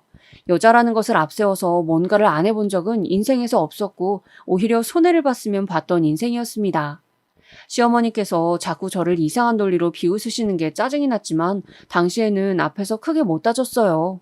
대신에 자려고 밤에 누우면 그때 그렇게 받아칠 걸 이런 후회가 자주 들고는 했습니다. 시누이는 어렸을 적에 2차례 크게 아팠었대요. 그래서인지 시부모님께서 더욱 애지중지하는 자식이었으며 아무래도 딸이다 보니까 아들보다는 섬세하게 상대를 해주신 것 같더라고요. 저도 원래 그 사정을 몰랐다가 시누이가 옛날에 아팠었다는 것을 알게 되고부터는 잘해주고자 했었어요. 왜냐하면 어린 나이에 세상을 떠나야 했던 제 여동생이 떠올랐기 때문이죠. 여동생이 떠나지만 않았다면 친정아버지께서 술을 가까이 하게 되지도 않았을 것이고 친정엄마께서 우울증에 걸리지도 않으셨을 것이고 오빠의 성격이 바뀌어버리지도 않았을 것이고 남동생도 화목한 가정의 모습만 보면서 자랐을 것이라는 그 희망 고문과도 같은 슬픈 가정을 저는 아주 오래도록 해왔습니다. 그랬던 저였기에 시누이가 괜스레 애틋하기도 하였어요. 제가 시누이보단 언니이기도 하니까 더 잘해줘야겠다는 생각이었고요. 그런데 그것은 결국에 저의 잘못된 판단이었습니다. 호의가 계속되면 권리인 줄 안다는 그 영화 속 명대사처럼 제가 잘해줘봤자 시누이는 점점 더 저를 호구 취급하더라고요. 그리고 슬슬 태도가 점차 건방져졌어요. 제가 무슨 말을 걸거나 부탁을 하면 꼭 대답하는 말투가 건성이었습니다. 마지못해 네네 하는 느낌 뭔지 아시죠? 꼭 그렇게 구니까 대놓고 지적하자니 제가 속이 좁은 사람이 되는 것만 같아서 그냥 두었네요. 매일 보고 사는 것도 아니니까 그러려니 하다가 저는 시어머니의 언행에서 한 가지 특징을 잡아냈습니다. 시어머니께서는 저를 낮잡아 보고 싶으셔서 일부러 제 앞에서만 자꾸 고조를 들먹이셨고 시누이가 박사라는 것을 강조하셨어요. 저 없는 자리에서 안 그러신다는 것을 알게 된 이후로는 시어머니가 달리 보이더군요. 처음에는 그래, 얼마나 자기 딸의 잘남을 자랑하고 싶으시면 저러실까. 그런데 매번 자랑하실 때도 마땅치 않으니까 나한테 그러시는구나. 내가 그냥 들어드리자. 이런 식으로 견디고 넘겼는데 제가 또 바보에다가 호구였던 것이죠. 제가 저를 향한 시어머니의 태도 때문에 너무 스트레스 받는다고 남편한테 자주 말을 했었습니다. 힘들고 짜증나고 서럽다는 심정을 토로했었는데요. 초반에는 대충 들어주는 신용이라도 했던 남편이 어느 날은 저한테 확 신경질을 내더군요. 그래서 나보고 뭐 어쩌라고. 맨날 징징거리고 우는 소리밖에 못하네. 너는 네 앞가림도 혼자서 못하냐? 우리 엄마한테 앞으로 제대로 교육받고 정신 좀 바짝 차려라. 아무리 그래도 말을 저렇게까지 할 필요가 있었을까요? 저는 남편한테 서운하다 못해서 마음이 차갑게 식는 기분을 느꼈습니다. 그리고 더 이상 남편에게 저의 속마음을 이야기하지 않게 되었어요. 왜냐하면 제가 친정엄마로부터 각종 하소연을 들어줘야 했던 지난 세월이 자꾸만 떠올랐었거든요. 제가 다름 아닌 친정엄마의 그런 모습을 닮아서 다른 사람에게 감정적인 하소연을 하게 된 것만 같아서 싫었습니다. 별다른 일 없이 늘 똑같이 굴러가는 지루한 직장, 남편하고 둘이 있는 것보단 혼자 있는 게 마음 편한 신혼집, 그리고 제 가슴을 답답하게 죄어오는 시대까지 저를 온통 우울하게 만드는 환경뿐이었어요. 그런 와중에 시어머니께서는 제 점심시간에 맞춰 전화까지 해가시면서 시누이 자랑을 늘어놓으셨습니다. 무슨 얘기인가 했더니만 시누이가 저보다 월급을 훨씬 더 많이 받는다면서 역시 고조라고 박사는 하늘과 땅 차이라고 하시더군요. 너무 짜증나서 한 귀로 듣고 흘려버리고 말았는데 어느 날 제가 정말 우연히 시누이의 비밀을 알게 되었어요. 그 시작은 신우이가 투잡을 한다는 걸 알게 되면서부터였습니다. 종이책 말고 컴퓨터나 휴대폰으로 보는 전자책 뭔지 아시죠? 그렇게 볼 수 있는 웹소설을 신우이가 쓰고 있었어요. 제가 그걸 알아내려고 알아냈었던 게 아니라 제가 고군분투하면서 갈비찜 양념을 혼자 만드는 동안 신우이가 슬그머니 거실로 TV를 보러 자리를 뜨면서 남겨놓고 간 휴대폰 화면을 언뜻 봐버린 것이 계기였습니다. 언니, 저는 잠깐 소파에 앉아있다 올게요. 허리가 아파서 그래요. 그런 핑계를 대면서 얄밉게 TV 앞에 소파에 앉은 신우이는 잠깐이란 말을 지키지 않았고 놔두고 간 휴대폰의 화면이 켜져 있길래 제가 무심코 봤는데 그게 웹소설의 연재 페이지였어요. 그리고 신우이가 그 글의 작성자였기 때문에 관리자 모드로 되어 있더라고요. 제가 깜짝 놀라서 정보를 외워뒀다가 따로 검색을 해봤습니다. 그랬더니만 신우이가 저급한 소재와 내용의 소설을 써서 그걸로 돈을 벌고 있었던 사실이 드러났습니다. 이상하다. 이 정도 분량이면 취미로 시간을 할애하는 정도가 아닌데 이걸로 본격적인 돈벌이를 하려는 모양새잖아. 도대체 왜일까? 시어머니께서 그렇게 입에 침이 마르도록 칭찬을 대시며 저를 깎아내리는 도구로 사용하시는 신우이의 비밀이라니 제가 궁금하지 않을 수가 있어야 말이죠.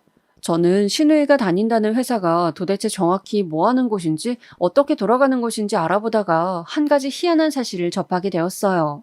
충격적이게도 그것은 바로 고졸 입사 전형이었습니다.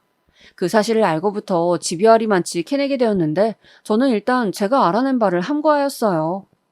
남의 비밀을 가지고 무슨 스토커 마냥 따로 조사해서 알아봤다는 점이 너무 음흉한 것 같다. 이게 할 짓이 맞나 싶네. 제 자신에 대한 성찰이 들었기 때문이었습니다. 왠지 스스로 부끄러운 느낌이었죠.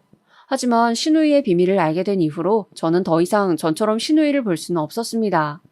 신우이를 보고 있으면 왠지 제 안에서 냉랭한 기운이 올라왔고 시어머니의 비아냥도 예전과 같은 기분으로는 받아들여지지 않았죠.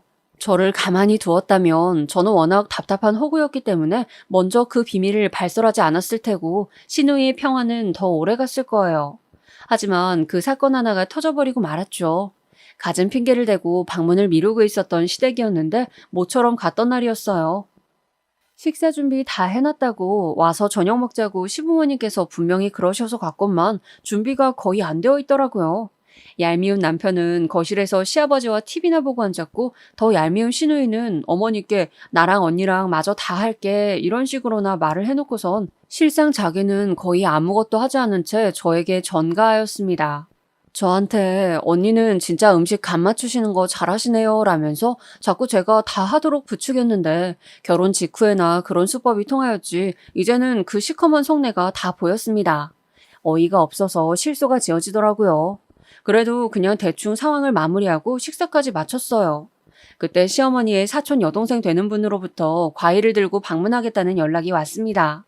저는 솔직히 너무 불편한 자리가 될 것 같아서 별로였지만 나머지 식구들은 맛있는 과일을 받아먹을 생각에 즐거워만 하더군요. 예의상으로나마 저의 의견을 물어보는 사람은 아무도 없었습니다. 가라앉은 기분으로 식사 뒷정리를 한 뒤에 설거지는 제가 시누이한테 맡겼어요. 준비도 제가 다 했고 설거지는 늘 저의 몫이었으므로 이번에야말로 전가를 하고 싶었거든요.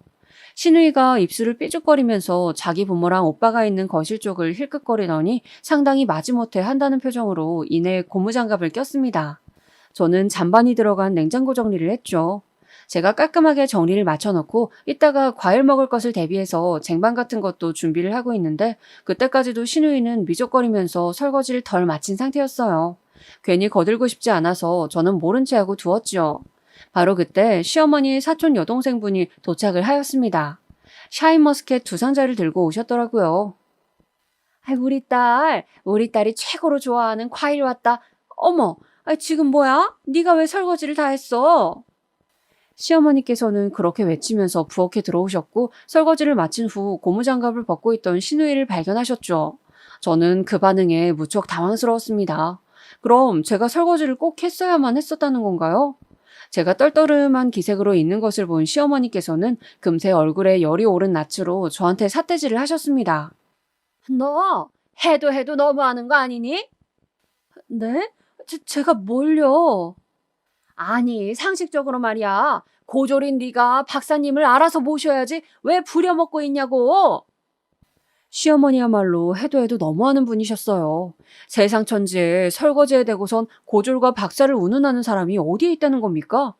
기가 막히기도 하고 너무 모욕적이기도 해서 제가 입술만 꽉 깨물고 있는데 신우이가 웃음을 참는 표정으로 입가를 실룩거리는 게 보였어요. 그 다음으로는 뭔 소란인가 싶어서 부엌으로 온 나머지 시댁 식구들이 보였죠. 비단 이 집안에 시집 온 이후부터가 아니라 저의 지난 세월 동안 쌓여왔던 출처모를 분노가 그 순간에 확 터져나오고 말았습니다. 박사님이라고요? 여기에 대체 박사님이 어디 있다는 말씀이시죠? 저희는 공평하게 고졸인데요. 얘가 무슨 헛소리를 하는 거야? 내 딸이 박사학위 딴 거 모르는 사람도 여태 있었니? 그건 아마 학력 위조된 걸 보신 걸 거예요. 왜냐하면 애초에 아가씨는 대학에 입학만 하고 졸업은 안 하셨으니까요. 제가 자신만만하게 외치자 시어머니께서는 저를 미친년 보듯 하셨다가 눈을 슬쩍 돌려서 신우이를 보셨습니다. 반박을 하고 싶은지 입술만 달싹거리던 신우이는 결연에 찬 저의 눈빛을 보고 이내 시선을 내리깔았습니다. 학력 위조라니? 그럼 범죄자 같은 행동을 내 딸이 왜 한단 말이야? 어머님, 아버님의 기대가 하늘을 찔렀으니 그랬겠죠. 아가씨는 지금 직장에 고졸 학력으로 입사하셨죠? 그래서 급여도 낮고 그래서 다른 부업으로 수입을 충당하셨죠? 충격 속에 빠진 시댁 식구들의 눈이 모조리 신우이에게 쏠려 있었습니다. 시어머니께서는 당장이라도 쓰러질 듯 어느새 안색이 창백해져 있었어요. 아까부터 무슨 소리를 하시는 건지 저는 모르겠네요. 그리고 언니, 제가 부업이 있기는 뭐가 있다고 그러세요? 그래요? 그럼 제가 잘못 알았나 보네요. 저는 아가씨가 도저히 가족들한테는 밝힐 수 없을 정도로 엄청난 수위의 소설이라도 써서 돈을 버시는 줄 알았거든요. 어머님, 그게 뭔지 한번 보실래요? 제가 휴대폰을 꺼내 들었을 때 신우이가 불이 나게 달려와서 저를 막아섰습니다. 그 모습에 시어머니께서는 자리에 털썩 주저앉으셨죠. 의미 없는 설전이 오갔고 격분한 시아버지께서는 신우이의 뺨을 후려치시려다가 갑자기 그 손으로 뒷목을 잡으셨습니다. 놀란 시어머니의 사촌 여동생분께서 119를 부르셨고 잠시 후 구급차가 도착하자 이웃들이 무슨 소란인가 싶어서 다 기웃거리고 아주 난리도 아니었습니다. 저는 혼란을 틈타서 어느 이웃분께 짤막한 전말을 알려드렸어요. 딸이 박사라고 그렇게 동네방네 자랑을 하고 다니셨는데 알고 보니 전부 거짓이었대요. 고졸인데 속여왔던 거죠. 그래서 뒷목 잡고 쓰러지신 거예요. 마치 남의 집 이야기를 하듯 슬쩍 흘렸더니 그분이 엄청 놀라시면서 금세 다른 이웃분들께 그 전말을 전하기 위해서 움직이시더군요. 소문이 퍼지는 건 순식간이었습니다. 저는 후회하지 않았어요. 지르고 나니까 속이 시원하더라고요. 남편의 찌질한 모습을 보게 된 것은 유감이었지만요. 너 나한테 이혼이라도 당하고 싶어서 이래? 자기가 제 목줄이라도 쥐고 있는 양 구는 모습에서 그 어떤 위압감도 느낄 수 없었습니다. 되려 웃음이 나오더라고요. 말 잘했네. 그래, 이혼하자. 너 같은 놈하고 더 살아주기에는 내가 아까워. 제가 당당하게 나오니까 남편은 다혈질이 도져버렸습니다. 공교롭게도 욱하는 그 성격 덕분에 저는 무사히 이혼을 할 수가 있었어요. 저는 그간 시댁으로부터 정신적 피해를 입은 대가를 받아내야겠다고 하였고 남편은 홧김에 저한테 신혼집의 매매 시세의 반 정도에 근접하는 재산을 분할해 주었습니다. 순전히 홧김에 저지른 일이었다는 것을 저는 알 수 있었어요. 그래서 더 통쾌했네요. 그 순간에는 예상 못했었지만 그 집은 지금 가격이 떨어졌어요. 그러니 저는 나름의 이득을 봤다고 볼 수 있겠네요. 전 시댁은 동네에 소문이 다 나서 거기에서는 더 못 살겠다며 이사를 한다고 하였는데 파는 것도 사는 것도 쉽지 않으니 전전긍긍하고 있다는 게 근황입니다. 그리고 전 시누이는 1년 넘게 사귀고 있었던 남자친구한테 차였대요. 그쪽에도 박사라고 거짓말을 했었는데 이제 다 들통났으니 소용없어진 것이었죠. 이혼하고 나서 저는 지난 세월 속에만 깊이 묻어두었던 저의 진짜 본심을 친정 식구들에게 털어놓았습니다. 서운했던 점, 억울했던 점, 힘들었던 점 이런 것들을 털어놓았는데 결과가 지지부진할 것이라는 저의 예상을 깨고 식구들이 제 이야기를 진지하게 들어주었어요. 특히 오빠랑 남동생이랑 셋이 술자리를 가지고 진솔한 대화를 따로 나누었는데 정말 좋은 시간이었습니다. 오빠가 저한테 미안한 게 많다고 하더라고요. 그 말을 듣자마자 제 안에 묵혀있던 울적함들이 사르르 녹는 느낌이었어요. 제가 새언니랑 대면대면하게 지내왔던 사람인데 오빠와의 관계가 회복된 이후로 새언니랑도 친해지게 되었어요. 그리고 놀랍게도 새언니의 친한 지인이 제 전 직장 동료란 것을 알게 되었습니다. 그분이 자기가 이직해서 다니고 있는 곳에서 사람을 새로 뽑는다면서 저한테 지원을 권유해 보셔서 해보았다가 이직에 성공했어요. 연봉도 엄청 높이 뛰었고 근무 환경도 전보다 훨씬 나은 곳이라서 매일매일이 행복합니다. 뭐든지 처음 한 번이 어렵고 두 번째, 세 번째는 쉽다고 하잖아요. 제가 전 시댁 식구들 앞에서 터뜨리지 않았다면 지금까지도 계속 안으로만 감정을 꽁쳐두는 사람으로 지내고 있었을 텐데 그 한 번 내질렀던 것을 계기로 이혼도 말끔하게 하고 재산도 챙기고 친정 식구들과 가까워지고 계속 좋은 일만 생기면서 제가 점점 더 당당해지는 것만 같아서 이 점이 가장 좋은 것 같아요. 저처럼 남이 보기에 답답하고 미련한 사람인 분이 계신다면 속에 든 본심을 용기 내어 한 번쯤 꺼내보시는 게 어떨지 권유드리고 싶어요. 제가 워낙 자존감이 낮은 사람이라서 지금도 자꾸 저보다 잘난 사람들과 저의 처지를 비교하면서 풀이 죽기도 하지만 이런 과정을 거쳐서 또 한 번 성장하고 싶어요. 죽을 때까지 철이 들어가고 있는 게 사람이라는 말도 있잖아요. 남은 인생을 제가 부디 더욱 유익하게 살기를 바라고 있어요.